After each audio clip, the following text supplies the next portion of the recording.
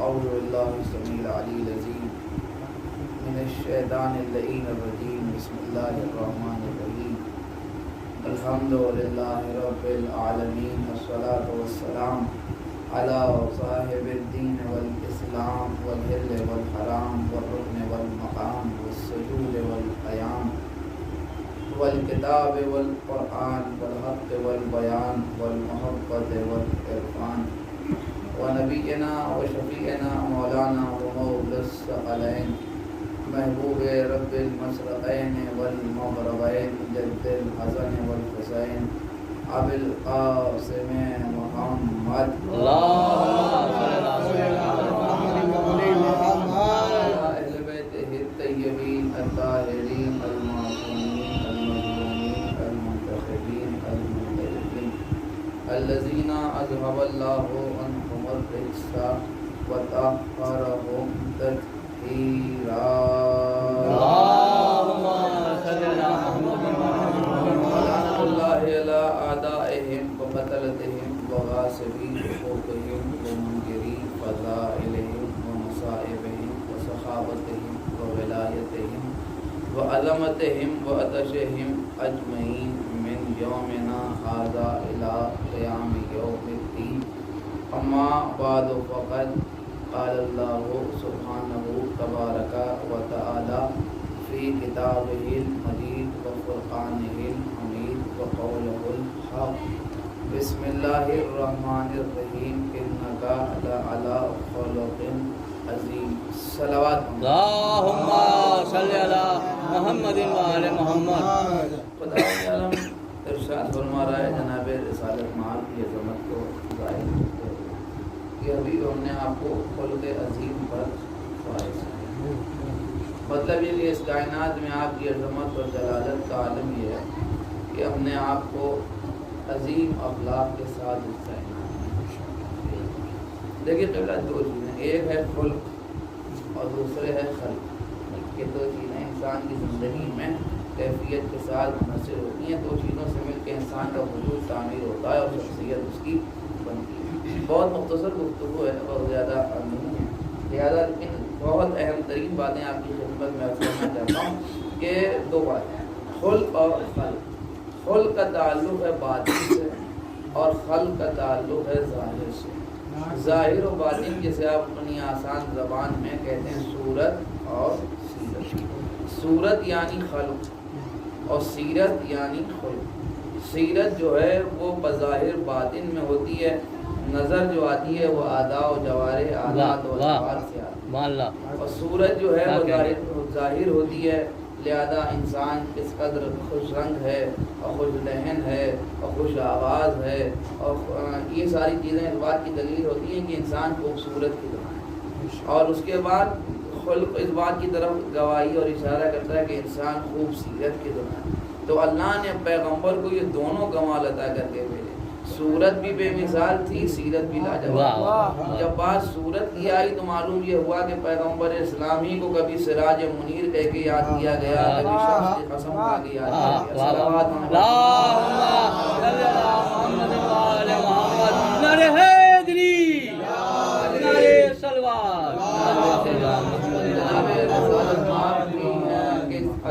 صورت کے حوالے سے اب تو آج ربیع الاول کی پہلی تمام بھی ہو گئی. آپ اسی سلسلے میں سنیں گے ماشاءاللہ خوب مسلمان رسول اللہ کی صورت بیان کرتے ہیں. حالانکہ بات بھی بہت غور طلب ہے کہ وہ جلسہ سیرت النبی کے نام کا ہوتا ہے، لیکن بیان اس میں سورت النبی ہوتی ہے. کہتے ہیں کیا کہنا حضور کی آنکھوں کا، کیا کہنا حضور کے رخسار کا، کیا کہنا حضور کی پیشانی کا. بے شک پیغمبر کی آنکھیں اس قابل ہیں کہ تعریف کی جائے. پیغمبر کی پیشانی کا ذکر نہیں ہوگا تو کس کی پیشانی کا ذکر ہوگا. لیکن مسئلہ یہ ہے کہ سیرت النبی کے جلسے میں صرف صورت بیان کی ہوتی ہے. معاملہ یہ کہ صورت بیان کرنا سب کے بس کی بات ہے، سیرت بیان کرنا سب کے بس کی بات ہے. اس لیے کہ اگر سیرت بیان کریں گے تو یہ بھی بیان کرنا پڑے گا کسی دروازے پر اٹھ کے سلام کرتے تھے، یہ بھی بیان کرنا پڑے گا کسی کو دوش پہ بٹھاتے تھے، یہ بھی سنانا پڑے گا کسی کے لیے شبیہ مرکب بن جاتے تھے، یہ بھی بیان کرنا پڑے گا کسی کے لیے سجدے کو دھول دیتے تھے، یہ بھی بیان کرنا پڑے گا کسی کو تشہد میں بٹھائے ہوئے تھے، یہ بھی بیان کرنا پڑے گا کسی کو کاندھے کو بٹھا کے مدینے کی گلیوں میں گھومتے تھے، یہ بھی بیان کرنا پڑے گا کہ کسی کو مسجد سے نکالا، کسی کو دونوں ہاتھوں پر میدان غدیر میں اٹھایا تھا، یہ بھی بیان کرنا پڑے گا کہ وقت آخر کسی کو اپنی بزم سے نکالا تھا۔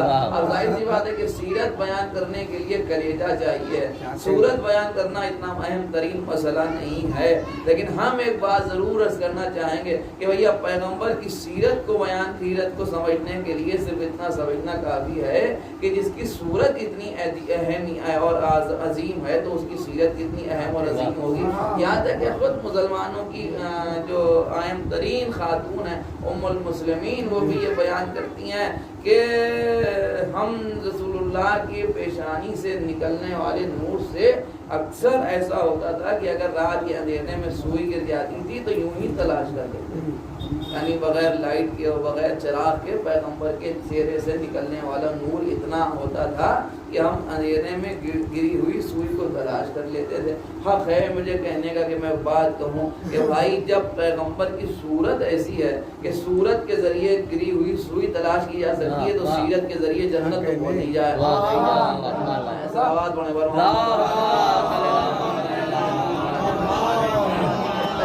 کی صورت سے نکلنے والے نور سے گری ہوئی سوئی تلاش کی جا سکتی ہے تو پھر سیرت پیغمبر کی روشنی میں انسان جنت تک کیوں نہیں پہنچ سکتا؟ اس لیے کہ وہ آئے اس لیے تھے کہ گمراہوں کو بھجوائیں جنت کی طرف، ان کو سیدھے راستے بلائیں، اور اللہ نے پیغمبر کو بھیجا اسی لیے تھا۔ ورنہ آپ ذرا غور کر کے مجھے بتائیے اس وقت کہ اللہ کے رسول جناب ختمی مرتبہ اس دنیا میں تشریف لائے اور پیغمبر کو اللہ نے کس ناز برداریوں کے ساتھ یاد کیا، طٰہٰ کہا، یاسین کہا، مزمل کہا، مدثر کہا، بڑے بڑے القاب اللہ نے اپنے ربی کو عطا کیے اور یاد کیا، اور کوئی ناز برداری ایسی نہیں تھی جو پیغمبر کے سلسلے سے خدا نے اٹھا رکھی۔ انتہا یہ ہو گئی کہ ملاقات کے لیے جب عرش اعظم کو بلایا تو جوتیاں پہنے بلایا، یعنی یہ بھی نہیں کہا زحمت گوارا سمجھی کہ پیغمبر کو جوتیاں اتارنے کی زحمت نہیں، صاحب جو ہے وہ موسیٰ سے فضلہ نہ لائے کہ جوتیاں اتروانے والا اللہ کہہ رہا ہے کہ نہیں حبیب یوں ہی جوتیاں پہنے عرش پر چلے آؤ، اس لیے کہ یہی عرش کی زینت قرار پائے گی۔ لہٰذا پیغمبر کو اللہ نے اتنی بھی زحمت دینا گوارا نہیں سمجھی، مگر تبلیغ کرنے کے لیے بھیجا کہاں؟ آپ ذرا غور فرمائیں، پیغمبر کو تبلیغ کرنے کے لیے اللہ نے کہاں بھیجا؟ جاہلوں میں، بدوؤں میں، جو ایک ایک مشکیزہ پانی پر رکھتے تھے، جو بیٹیوں کو پیدا ہوتے ہی دفن کر دیتے تھے، جو حلوے کا خدا بنا کے خود ہی عبادت کرتے تھے اور بھوک لگنے پر اسی کو کھا بھی جاتے تھے، 365 خداؤں کے آگے سر جھکاتے تھے، ایسے لوگوں کے سامنے، ایسے لوگوں کے بیچ میں اللہ نے اپنے حبیب کو بھیجا۔ جبکہ اگر ہم کسی کا سے محبت کرتے ہیں اور اگر اسے بلائیں تو اس کے آرام کا پورا اہتمام کرتے ہیں، اور اگر کہیں بھیجیں تو اس کے آرام کا پورا اہتمام کرتے ہیں۔ اگر کسی نے ذاکر کو مجلس پڑھنے کے لیے اپنے شہر کے باہر سے بلایا تو پہلا اس کے ٹھہرنے کا انتظام کیا جاتا ہے کہ ہم نے بلایا ہے تو ٹھہرائیں گے کہاں، کھانے کا کیا ہوگا، رہنے کا کیا ہوگا، زحمت نہ ہو، مصیبت نہ ہو، پریشانی نہ ہو، مشقت نہ ہو۔ یا تو کہیں باہر بھیج رہے ہیں تو ان سے کہنے کہ بھائی بھیجے دے رہا ہوں لیکن ذرا انتظام رکھیے گا، زحمت نہ ہونے دیجیے گا، آرام ہو۔ اس کا مطلب یہ ہوا کہ معمولی ذاکر کو جب ہم نے بلایا تب تو اس کے آرام کا اتنا خیال ہے، اور پھر اللہ نے اپنے نبی کو اتنی ناز برداریوں سے یاد کیا اور پھر بھیجا کہاں؟ بدو میں، جاہلوں میں۔ ذرا سا غور کرنے کی بات ہے، بالفرض مثال کے طور پر میں یہاں مجلس پڑھنے کے لیے آیا، اب تو میں گاڑی سے جیسے اترا تو ہم سے صاحب خانہ نے کہا کہ صاحب آج آپ کو مجلس پڑھنے کے لیے بلایا ہے، لیکن ایک بات ہم آپ کو بتا دیں کہ ایسا انتظام ہم نے کیا ہے کہ درگاہ علاقے میں آنے سے پہلے ایسا انتظام کسی مجلس نہیں ہے، ایسا پھل بچھایا ہے، ایسا لاؤڈ اسپیکر لگایا ہے، ایسا تبرک بانٹوں گا، ایسا دسترخوان ہوگا کہ آج تک اس درگاہ علاقے میں ایسا کچھ نہیں ہوا ہوگا۔ تبرک میں ایسی شے بانٹوں گا کہ آج تک شہر میں نہیں بٹی ہوگی۔ لاؤڈ اسپیکر ایسے ہیں کہ پورا علاقہ گونج رہا ہے، فرش ایسا ہے کہ شہر محلے والوں علاقے اور شہر والوں نے دیکھا ہی نہ ہو۔ بس اب آپ بھی کم سے کم 2 گھنٹے مجلس پڑھیے گا، اس سے کم میں کام نہ ہو۔ ہم نے بھی کہا ظاہر سی بات ہے اتنا انتظام کیا ہے، صاحب خانہ میں 2 گھنٹے تقریر تو کی جا سکتی ہے، ہم بھی اسی انتظام میں اور ارادے سے 2 گھنٹے آج تقریر کر ہی دیں گے۔ اب جو یہاں اندر آ کے دیکھا تو یہاں دیکھا کہ آپ مومنین جناب ہیں، کوئی بھی نہیں، 2-4 بچے بیٹھے ہوئے تماشا کر رہے ہیں، ایک کوئی غیر سنجیدہ آدمی آ کے کونے بیٹھا ہوا جی وہ غریب قسم کا منہ بنا رہے ہیں، اور ہم تقریر کرنے کے لیے آئے اور بیٹھے، جو بیٹھے تو ہم نے یہ منظر دیکھا تو तबर्रुकन 2-4 जुमले जो है वो ज़िक्र फ़ज़ाइल मसाइल पे पढ़े और पढ़ के अब जो बाहर निकले तो साहिब खाना करी ये क्या गज़ब कर दिया आपने तो सारा इंतज़ाम ही बेकार कर दिया, ऐसा इंतज़ाम किया था जो शहर में नहीं था और आप तो सिर्फ 10 मिनट पढ़ के उधर आए, ये गज़ब क्या कर दिया। तो उनसे क्या कहेंगे भाई आपने ये सब कुछ न किया होता, सब कुछ नॉर्मल और जनरल होता, बस आप 2-4 मोमिनीन को तो बुला देते, कम से कम जब हम कहते तो वो सलावात तो पढ़ देते। अगर कोई बात उन्हें अच्छी लगती तो सुभान अल्लाह तो कहते थे, अगर कोई बात में बयान करता तो सर हिला के मुस्कुरा के सुन तो लेते कि मालूम होता कि उन तक हमारी बात पहुंच रही है। तो ये फिर ये सब करने की ज़रूरत न थी, इतना कर लिया होता तो काफ़ी था, 2 घंटे का 2.5 घंटे में तकरीर की जा सकती थी। मामला क्या है? मामला ये कि पढ़े लिखे मजमे से वाह वाह करा लेना आसान है कि जो मोमिनीन यहाँ बैठे हुए हैं इनसे नारे लगवा लेना आसान है, लेकिन अगर हम उसी असना में जो कैफियत हमारे सामने थी मैं मिंबर पर आ जाता और मेरी तकरीर का असर ये होता कि वो बच्चे बाकायदा तकरीर सुन के नारे लगाने लगते और वो गैर संजीदा आदमी जो अजीब हरकतें कर रहा था वो संजीदगी के साथ तकरीर सुनने लगता। जब अगर ऐसा मंजर देखने को मिलता तो ये कमाल तकरीर नहीं होता, एजाज तकरीर। और फरमाने ये कमाल तकरीर नहीं होता, एजाज तकरीर होता। मसला यही है कि पढ़े लिखे मजमे से वाह वाह करा लेना आसान है।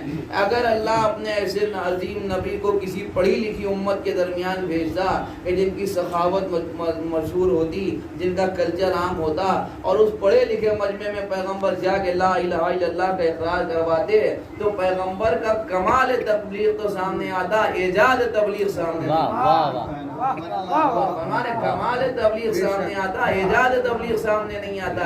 पैगम्बर इस्लाम को अल्लाह ने बद्दुओं में भेजा ही इसलिए था कि अल्लाह पैगम्बर का कमाल तबलीग नहीं एजाज तबलीग कायनात को दिखाना। ये उनके सामने आएंगे कि जो एक एक मस्जिदें पानी पलटते हैं, ये उनके सामने आएंगे कि जो बेटियों को दफन कर देते हैं, ये उनके सामने आएंगे जो 365 के आगे सर झुकाते हैं, लेकिन नतीजा ये होगा कि जो एक एक मस्जिदें पलटते हैं उनके दिलों में चराग मोहब्बत जलाएंगे।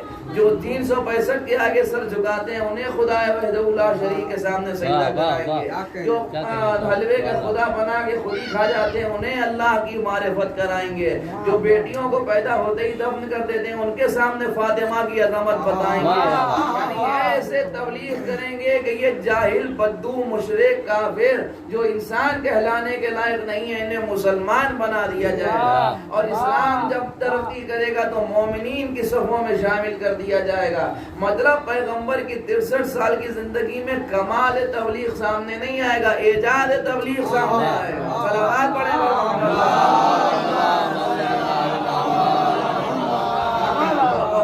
एजाज तबलीग पैगंबर सामने आएगा। अब एक बात मैं आपकी खिदमत में अर्ज़ करूं, अल्लाह ने हमारे पैगंबर को जनाब रिसालत माफ़ को जो हुकूमत जिंदगी अता की वो और अंबिया की बनिस्बत बहुत मुख्तसर सी है। 950 बरस तबलीग हज़रत नूह ने की, 2500 साल उनकी जिंदगी, हज़ारहा बरस अंबिया की जो है वो हयात मुबारका गुज़री उम्रें हैं। जनाब नूह के ज़माने में एक औरत आगे कहती है कि अल्लाह के रसूल आप हमारे बच्चों के लिए दुआ कर दीजिए, वो कमसिनी में मर जाते हैं। तो पूछने लगे कितनी उम्र होती है? कहने लगे बस 200-250-300 साल। आप सोचिए जहाँ 250-300 साल कमसिनी है वहाँ जवानी और बुढ़ापा क्या होगा। ज़ाहिर 2,500 बरस जनाब नूह की उम्र है तो उनके सामने 250-300 बरस से कमसिनी हुई। तो उन्होंने दुआ की। कहने का मतलब ये कि 250-300 साल वहाँ कमसिनी है और यहाँ हुजूर की उम्र सिर्फ 63 बरस। 63 बरस पैगंबर को अल्लाह ने उम्र अता की, मगर आदम से लेकर ईसा तक तमाम नबियों का सरदार बनाया।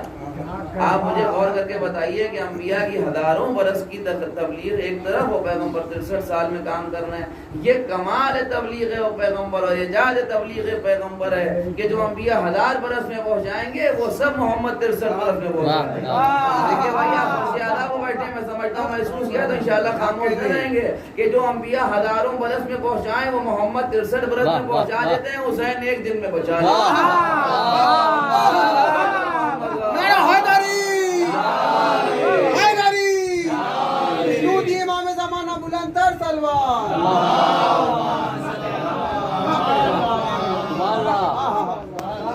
तो ये बिल्कुल सामने की बना पे رسالت مآب کو شرف عطا کیا، فضیلت عطا کیا، خلق اور خلق عطا کیا. خلق کے معاملے میں بھی پیغمبر کا کوئی جواب نہیں. جہاں غضب کی پیغمبر اسلام کا سلسلہ ہے کہ اتنا حسین جناب یوسف پیغمبر زلیخا کے پاس جب گئے اور ان سے کہنے لگے کہ تم تو ہمیں کو دیکھ کے پریشان ہو گئی، تم نے ہمیں دیکھا اور دیوانی ہوگی، فریفتہ ہوئی، تمہارا یہ عالم ہوا، اگر کہیں تم ہمارے آخری کو دیکھ لیتی.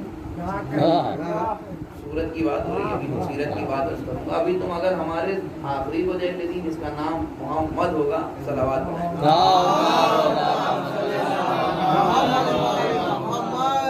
ہوگا. جیسے ہی جناب یوسف نے کہا وہ کہنے لگے کہ نہیں ہوگا، وہ تم سے زیادہ خوبصورت ہوگا.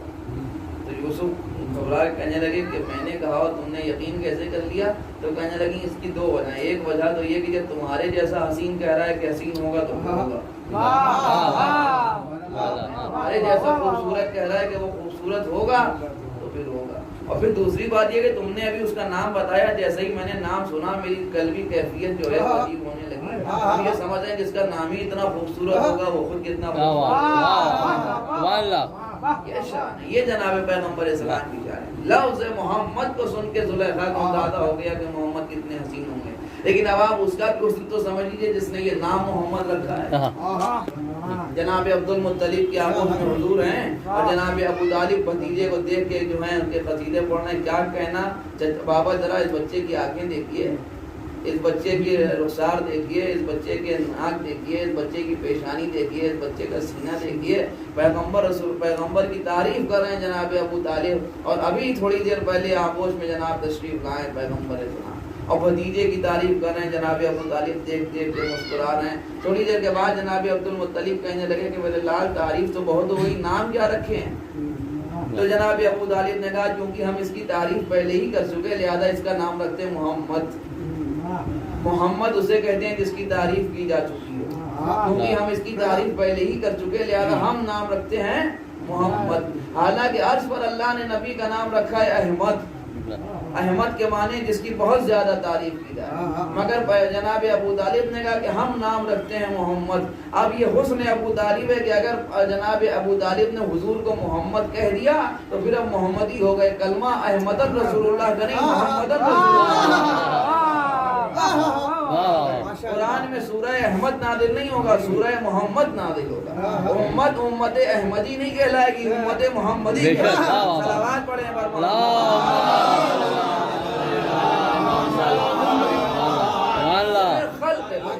کیا کہنے. پیغمبر کا خلق، پیغمبر کی صورت اتنی عظیم ہے کہ کائنات عالم و آدم رسول اللہ کے حسن کی عظمت کو نہیں سمجھتے. ایک بات میں الگ کی حضرت شاید آپ نے اس پر غور نہ کیا ہو کہ اللہ نے پیغمبر کے لیے فرمایا لولا کلمہ خلقت لک. حبیب اگر افلاک آپ کو نہ خلق کرتا تو افلاک کو نہ بناتا. زمین، آسمان، چاند، سورج، ہوا، فضا، خلا، یہ سب کچھ جو ہے وہ سب آپ ہی کے لیے بنایا ہے.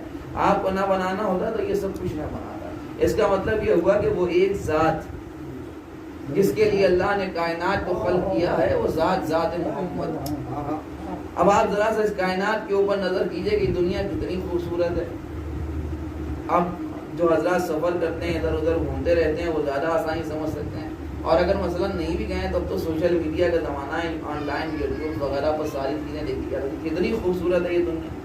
زمین اپنے آپ میں کتنی خوبصورت ہے، پہاڑ اپنے آپ میں کتنے خوبصورت ہیں، سمندر اپنے آپ میں کتنے خوبصورت ہیں، دریا اپنے آپ میں کتنے خوبصورت ہیں، شجر اپنے آپ میں کتنے خوبصورت ہیں، صحرا ہیں تو وہ بھی بے مثال و بے نظیر ہیں، دریا ہیں تو وہ بھی بے مثال و بے نظیر ہیں، پہاڑ ہیں تو وہ بھی بے مثال و بے نظیر ہیں. یعنی کل ملا کے دنیا کی خوبصورتی ایسی ہے کہ زبان سے بیان نہیں کی جا سکتی.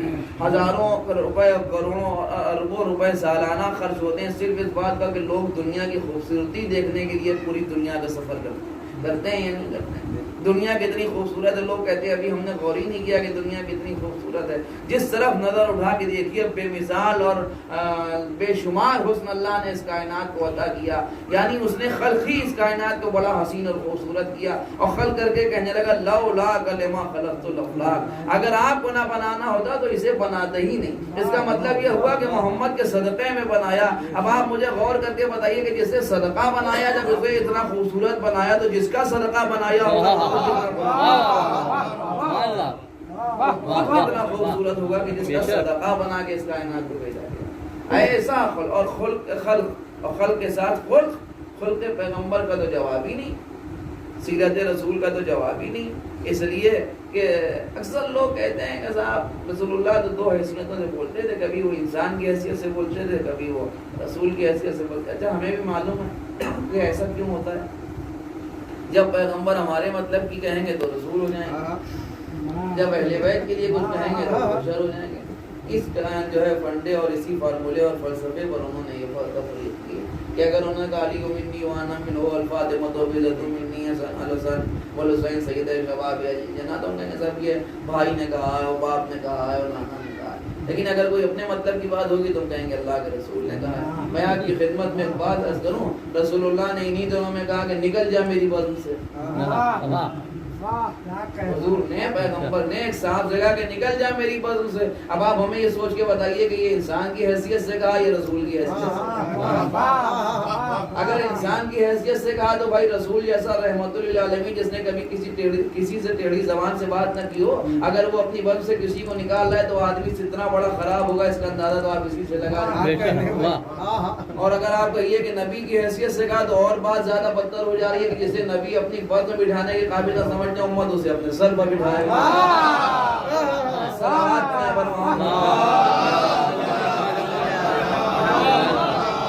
سیرت رسول تو اپنا کمال ہے, خدا کی قسم پیغمبر کی سیرت کا. دیکھیے رسول اللہ کی سیرت, رسول اللہ کی تعریف. پیغمبر اپنے نوازوں کے لیے شبیہ مرکب بن گئے مسجد میں. وہیں مسجد میں رسول اللہ جو تھے وہ شبیہ مرکب بن گئے, اور شبیہ مرکب یعنی اونٹ کی شبیہ بن گئے. عام طور پر اکثر لوگ کہتے ہیں ناکا بن گئے, تو یہ ذرا سی رعایت ہے, یہاں بزرگ بیٹھے ہوئے ہیں یہ تصدیق کریں گے, ناکا نہیں کہنا چاہیے. اس کی وجہ یہ کہ ناکا اصل میں کہتے ہیں اونٹنی کو, تو پیغمبر ناکے کی شبیہ نہیں بنے, شبیہ مرکب سواری کی شبیہ. غور فرمائے گا, اس سے زیادہ اصلاح نہیں اور مطلب تشریح نہیں ہو سکتی. تو پیغمبر جو تھے وہ شبیہ مرکب بن, یا رسول اللہ شبیہ مرکب بن گئے یعنی سواری بن گئے نوازوں کے لیے. اور دونوں نے بیٹھ کے نوازوں کو بٹھایا, اور ایک زلف ایک کے ہاتھ میں, دوسری زلف ایک کے ہاتھ میں, اور امام پیغمبر وہیں صحن مسجد میں جو ہے وہ چکر لگا رہے ہیں. ایک صحابی نے کہا نعم المرکب, مرکب یعنی سواری, نام یعنی اور نعمہ مطلب بہترین, خوبصورت, اچھی. نعم المرکب کا مطلب یہ کہ بہترین سواری. آپ مثال کے طور موٹر سائیکل خرید کے لائے, ہمارے منتظر صاحب جیسے ہی انہوں نے گاڑی اپنے گھر کے دروازے پر کھڑی کی, کچھ محلے والے کچھ گھر والے نکلے اور انہوں نے گاڑی کو دیکھ کے کہا صاحب کیا ہوگا, گاڑی خریدی, کیا ناراض ہو جائیں گے؟ خوش ہوں گے, اچھی بات ہے, سواری لائیں, ظاہر سی بات ہے لائے اس لیے کہ لوگ اچھا دیکھیں, اچھی سمجھ کے لائیں, تو لوگ اچھا کیوں نہیں کہیں گے, کیا اچھی سواری, کیا کہنا ماشاءاللہ. کار لے کے آئیں صاحب بہت اچھی سواری ہے, کوئی ناراض نہیں ہوتا, اس لیے کہ اس میں ناراض ہونے کی بات ہی نہیں ہے. تو سامنے کی بات ہے کہ اچھی چیز ہے تو تعریف تو کی جائے گی. لیکن پیغمبر کے سامنے جب کسی نے آگے کہا نعم المرکب بہترین سواری ہے تو رسول ناراض ہو گئے. پیغمبر نے کہا یہ کیوں نہیں کہتا نعم الراکب و نعم المرکب, راکب یعنی سوار, مرکب یعنی سواری. پیغمبر کی تعریف کر کے اس نے کہا نعم المرکب, سواری بہت عمدہ ہے. جیسے نے کہا کہ سواری بہت عمدہ ہے, تو پیغمبر ناراض ہو کے کہنے لگے یہ کہے کہ سوار بہت عمدہ ہے. کہنے لگے پہلے یہ کہو کہ سوار عمدہ ہے, بعد میں یہ کہو کہ سواری عمدہ ہے. مطلب یہ ہوا کہ سوار ہیں نوازے, سواری ہیں رسول. صحابی نے کہا کہ سواری بہترین ہے, تو ناراض ہو کے کہہ رہے ہیں پہلے یہ کہو کہ سوار عمدہ ہے. اس کا مطلب یہ ہوا کہ صحابی نے کی پیغمبر کی تعریف, لیکن پیغمبر نے ناراض ہو کے کہا پہلے نوازوں کی تعریف کرو. پیغمبر نے کہا پہلے نوازوں کی تعریف کرو. اس کا مطلب یہ ہوا کہ جب کوئی پیغمبر کی تعریف کرے, اور پیغمبر کی تعریف کو اپنی زبان میں کہتے ہیں نعت, اس کا مطلب یہ ہوا کہ صحابی نے پڑھی نعت, لیکن پر ناراض ہو کے کہنے لگے پہلے اہل بیت کا قصیدہ پڑھو. اس کا مطلب یہ ہوا کہ بغیر اہل بیت کے قصیدے کے پیغمبر کو نعت بھی پسند نہیں ہے. آپ مجھے بتائیے کہ جب بغیر اہل بیت کے قصیدے کے پیغمبر کو نعت پسند نہیں ہے, تو بغیر علی ولی اللہ کے اللہ کو کلمہ کیسے پسند ہے؟ صلوات پڑھے بر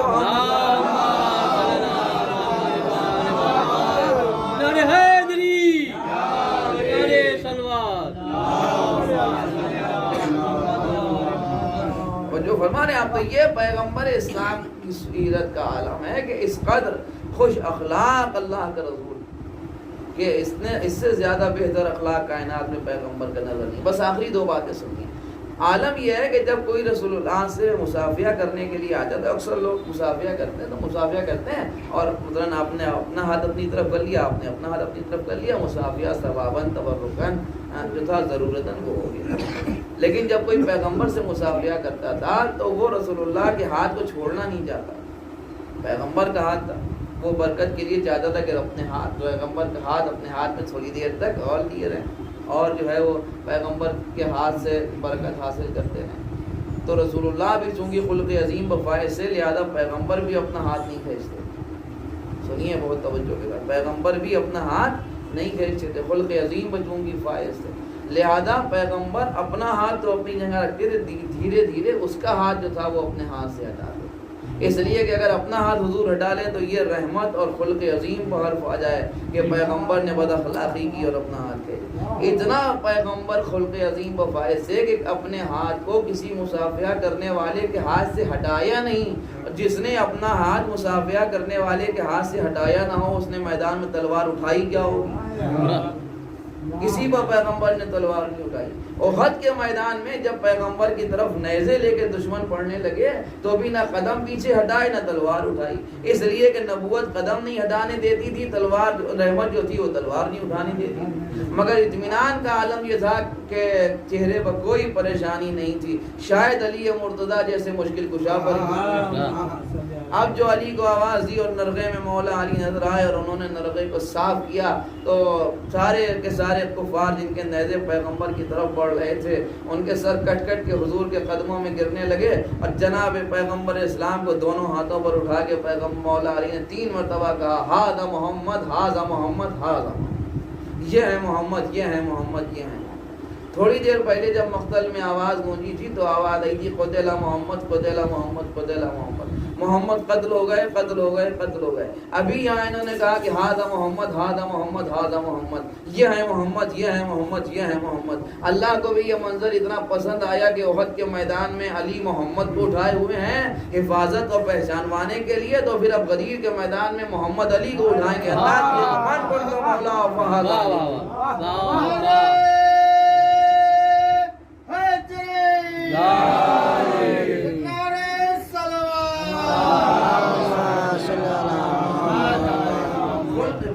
شان پیغمبر عظمت پیغمبر۔ آپ ذرا غور کیجئے کہ ایسا رحمت للعالمین خلق عظیم پر فائز اللہ کا رسول کہ جس نے اس ذرہ برابر نہ لہجہ بدل کے بعد بدل کے بعد، اگر ایسے رسول کا کسی سے مزاج تبدیل ہو جائے تو ہم سمجھتے ہیں کہ اس شخص سے بڑا تو کائنات میں کوئی ظالم و جابر نہیں ہے۔ فرمانے آپ تو یہ اخلاق پیغمبر اسلام، اس قدر خلق عظیم بفائز سے اللہ کے رسول، اور جب جانے لگے تو اپنے بعد اپنے جیسے 12 چھوڑ کے گئے، اولنا محمد اوسطنا محمد آخرنا۔ لیکن عزیزوں جس دروازے کو چھوڑ کر گئے پیغمبر اسی دروازے پر آ گئے، اور آج کی تاریخ وہ تاریخ ہے کہ در فاطمہ پر شعلے بھڑک رہے۔ آج پہلی ربیع الاول کا دن، آپ امام حسین علیہ السلام کی عزاداری میں مصروف ہیں، اس لیے کہ اب فاطمہ کا لال رخصت ہو رہا ہے، 8 دن درمیان میں رہ گئے، اور اب 8 بھی نہیں 7 رہ گئے، اس لیے کہ پہلی تو ختم ہو گئی، اور آپ رو رہے ہیں کہ کیا کر رہے ہیں۔ خدا آپ کی اس صحیح کو اور گریا کو اور مجلس و ماتم کو قبول کرے۔ لیکن دوسرا مسئلہ یہ کہ آج در فاطمہ جلا دیا گیا، آج بھی دروازے کے در و دیوار کے درمیان محسن شکم مادر میں شہید ہو گئے۔ روایت کہتی ہے کہ جناب فاطمہ زہرا سلام اللہ علیہا جب در و دیوار کے درمیان پھنس گئی تو ایک جملہ کا یا فضت و خزینی ہے فضا میری مدد کرو، کہہ کے بی بی غش کھا کے گر پڑی، لیکن جب غش کھا کے گر پڑی تو لوگ ظالم دروازے پر سے گزرتے ہوئے چلے گئے۔ جب غش سے واقع ہوا تو پہلا سوال پوچھا یہ بتاؤ کہ علی کہاں ہے؟ فرمایا جناب فضا نے کہ ان کے تو گلے میں رسی بندھی ہوئی ہے اور وہ چلے ان کو لے گئے لوگ۔ بی بی اپنا درد بھول گئی، پسلیاں ٹوٹ چکی۔ دیکھیے 1000 مرتبہ آپ نے سنا ہوگا جناب سیدہ کی شہادت کے سلسلے میں تصور کرنا مشکل ہے، لیکن اگر آپ محسوس کریں کہ پسلیاں ٹوٹ چکی ہیں، لیکن درد بھولنے کے بعد سر پر چادر ہو گئی اور نکل کے آنکھ میں خلو ابو الحسن کو چھوڑ دو ورنہ سر کے باہر توڑ دو۔ جیسے ہی کہا تو مسجد النبوی کی دیوار میں بلند ہونے اتنی بلند ہوئی کہ ایک آدمی بآسانی جو تھا وہ مسجد کی دیواروں سے نیچے سے نکل جاتا تھا۔ کبھی آپ نے غور کیا کہ یہ کیوں ہوتا تھا؟ یہ صرف اس لیے ہوتا تھا کہ تاکہ فاطمہ زہرا اپنے سر کے بال کھول نہ دیں احترام فاطمہ میں، اور اگر بیوی کھول دیں تو یہ مسجد النبوی کی دیواریں پردہ کرنے کے لیے بنی۔ میں کہوں گا یہ مسجد النبوی کی دیواروں مدینے میں بنت رسول کے سر پر پردہ کرنے کے لیے تیار ہو، اے خاک کربلا تو ہی زینب کی جدا کیوں نہیں بنتی؟ اس لیے کہ علی کی بیٹی کے سر سے چادر چھینی جا رہی ہے۔ بس بیوی نے جب یہ فرمایا تو لوگوں نے علی کے گلے سے رسی کھول دی، جناب سیدہ علی کو واپس لے آئیں۔ میں ہاتھ جوڑ کے کہوں گا بی بی کیا کہنا آپ کا؟ آپ کے ایک جملے نے علی کے گلے سے رسن کھلوا دی، مگر زینب کیا کریں جن کے ہاتھوں میں سید سجاد کے سامنے تو زنجیروں میں جکڑے ہوئے، ہاتھوں میں ہتھکڑیاں، پیروں میں بیڑیوں کے ساتھ باپ شام و کوفہ کا سفر کر رہے ہیں۔ بس مجلس ختم ہوئی، روایت کے لیے جب یزید نے امام سجاد سے کہا کہ اب آپ رہا ہیں، اور یہ کہہ کہ اس نے حداد سے کہا کہ لوہا کاٹ دو، تم تاریخ کہتی ہے کہ اب جو حداد نے لوہے کو جدا کیا تو اس کی آنکھوں سے آنسو جاری سے روتا جاتا تھا، لوہے کو کاٹتا جاتا تھا، مگر اب جو اس نے گلے سے توق خاردار کو جدا کیا تو بس کھا کے گر پڑا، کہنے لگا یہ بیمار قیدی اس توق خاردار کو پہن کے زندہ کیسے ہے؟ میں کہوں گا تم توق پہن کے سوچ رہا ہے زندہ کیسے؟ یہ کیوں نہیں پوچھا کہ بازار کوفہ و شام سے گزر کے زندہ کیسے ہے؟ بس تم مجلس تمام ہوئی، یہی وجہ تھی کہ جب آپ مدینے تشریف لے گئے اور محمد حنفیہ تعزیت کے لیے آگے بڑھے، چاہا کہ بھتیجے کو گلے سے لگا لے، امام تڑپ کے پیچھے تھے، نہیں چچا آہستہ، میری پشت آدھی آنوں سے زخمی ہے، گلے میں توق خاردار کا نشان ہے، ہاتھوں پیر ہتھکڑیوں بیڑیوں الا لعنت اللہ علی القوم الظالمین سیعلم الذین ظلموا ای منقلبی ینقلبون انا للہ و انا الیہ راجعون ربنا